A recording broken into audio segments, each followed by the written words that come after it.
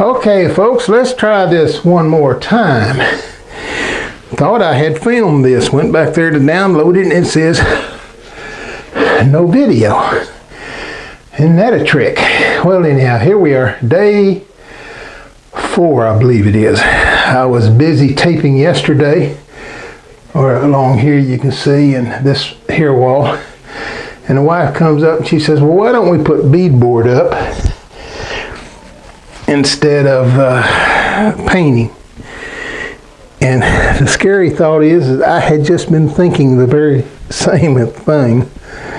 So I got to looking at beadboard online and everything, and one thing and another I decided to go with the individual slats instead of the beadboard.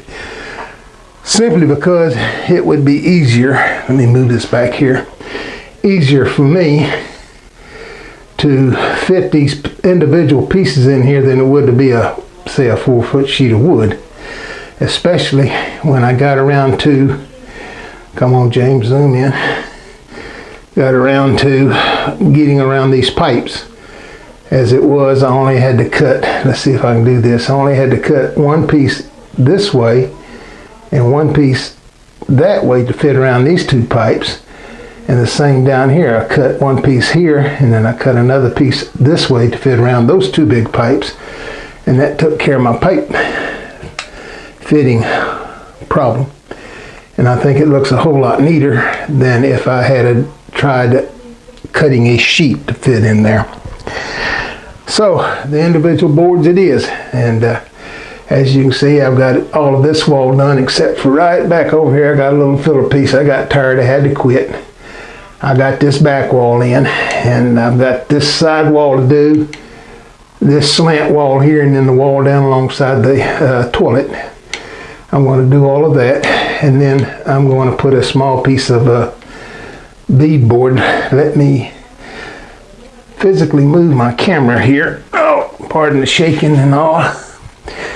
And this is what I'm going to put up here, is this piece here, so it'll look like that, a small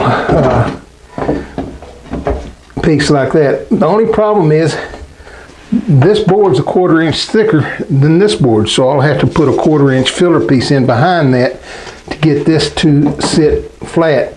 Otherwise it'd be leaning back like that, and that don't look worth a darn. So I'll have to put a 1/4 inch piece in behind there, which that won't be a big deal. I can do that. I got a nice saw out there. I just saw me down a 1/4 inch piece of wood and stick it in behind there, and a little caulking and a little paint, and you'll never know it didn't belong there. But that's it, day 4. We are going to get this done in another month or two. Hopefully, let me pull this back. I'm sitting on my toilet, folks, and I don't feel like moving. I'm lazy. Hopefully when I go to putting in my sink basin, this here, all these pipes, I can do a pretty good job of measuring out to where those pipes are and cutting the holes in the back of my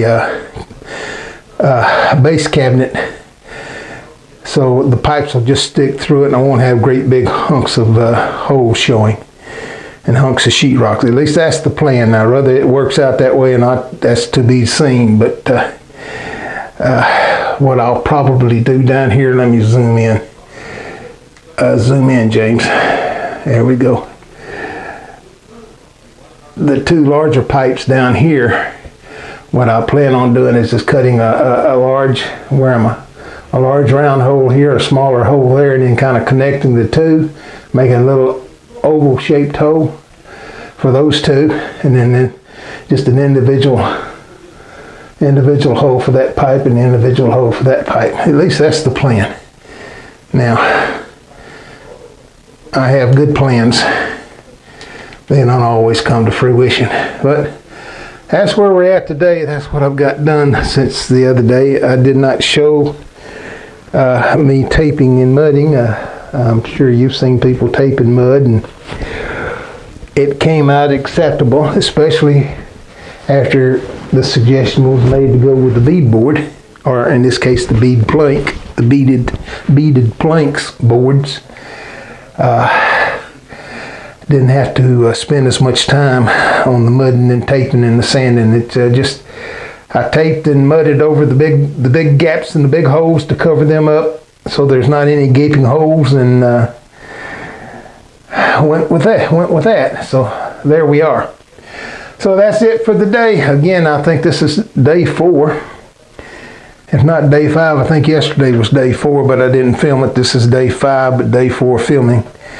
And of course, on the bottom, I will put the